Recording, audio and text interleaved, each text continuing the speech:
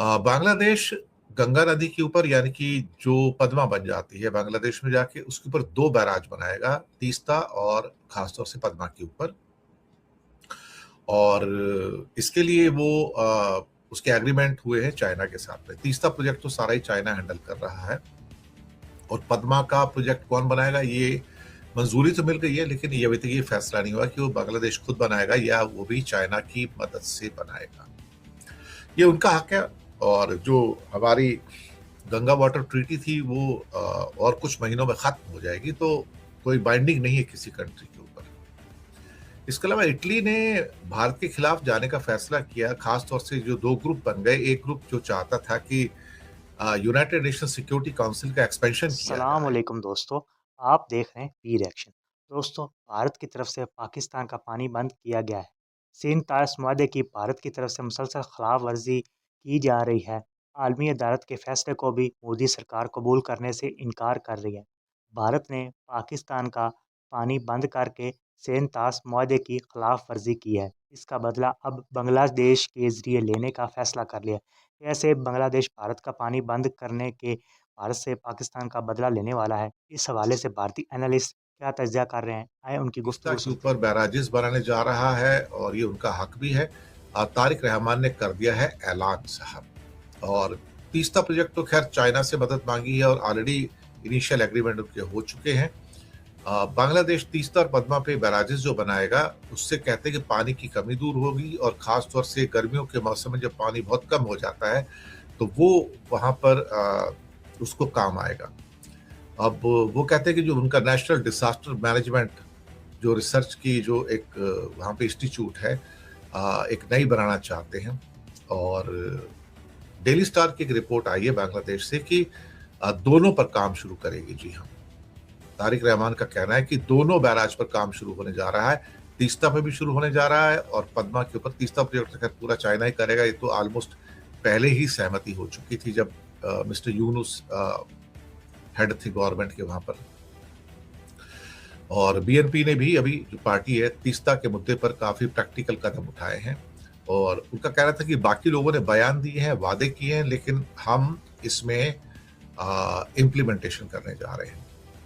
हालांकि बांग्लादेश के कई इलाकों में नदी में पानी की कमी के लिए भारत को जिम्मेदार ठहराया जाता है कि सूखे के मौसम में पद्मा नदी में पानी का बहाव बहुत कम हो जाता है, क्योंकि भारत वहां पर अपने जो फरक्का बैराज के जरिए पानी जो है ऊपर से निकाल लेता है और उसको कलकत्ता पोर्ट तक तो उसको फीड किया जाता है।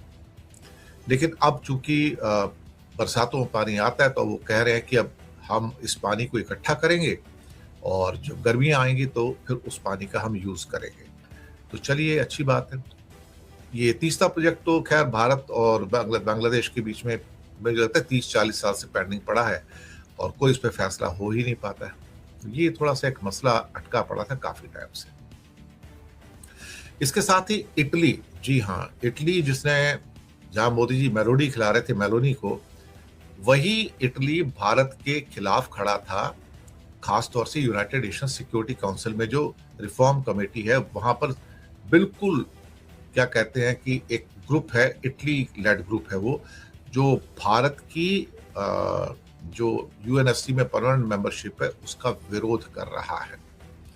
अब वहां पर एक G4 का ग्रुप बना हुआ है जो मेंबरशिप चाहते हैं, जिसमें इंडिया, ब्राजील, जर्मनी और जापान है। इनको क्या है कि रिफॉर्म करके खुद को परमानेंट मेंबर बनाने की बात करते हैं, ताकि ये भी P5 की जगह P10 अब वो चाहते हैं पूरा का पूरा वहां पर, कि वहां पे वीटो पावर वाले 10 मेंबर हों।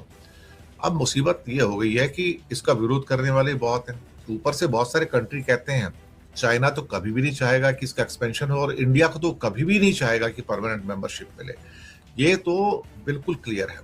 इटली का ग्रुप है यूनाइटेड फॉर कॉन्सेंसस, वो तो कहते हैं कि हम तो भाई इसका विरोध करेंगे। पाकिस्तान भी उसके साथ में है और कई और कंट्री भी हैं जो G4 का जो ग्रुप है उसके खिलाफ काम कर रहे हैं। और वो कहते हैं कि हम कोई ऐसा मॉडल नहीं चाहते। फिलहाल ये 5 कंट्री काफी हैं, क्योंकि अगर बढ़ गया तो ये एक केओटिक सिचुएशन जो है दुनिया में पैदा हो सकती है और हम किसी भी हालत में एक केओटिक सिचुएशन नहीं चाहते कि जहां पे 10-10 कंट्रियों को क्या कहते हैं कि बहुत क्या कहते हैं कि 10-10 मेंबर को इतनी परमिशन मिल जाए। खैर साहब जो भी है, अब इसके बाद एक नेपाल से खबर है कि भारत ने नेपाल को हमेशा कुछ ना कुछ नया राहत दी है और अभी कुछ खास तौर से चाय से लदे कई ट्रक सीमा पर फंसे रहते थे। तो फिर उनको प्रयोगशाला में भेजा जाता था, उसका टेस्टिंग होता था। लेकिन भारत ने कुछ स्टैंडर्ड ऑपरेटिंग प्रोसीजर में बदलाव किया है, जिससे नेपाल से चाय के एक्सपोर्ट में रुकावट आ रही थी।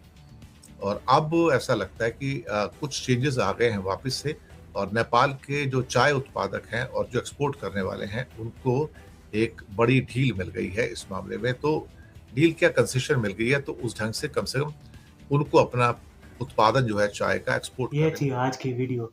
अगर आप पाकिस्तान पर भारतीय मीडिया का रिएक्शन देखना और सुनना चाहते हैं तो वी रिएक्शन चैनल को सब्सक्राइब करें और बेल आइकन को प्रेस करें ताकि नए आने वाली वीडियो का नोटिफिकेशन आपको मिल सके। इसके अलावा आप हमें टिकटॉक और फेसबुक पर भी फॉलो कर सकते हैं।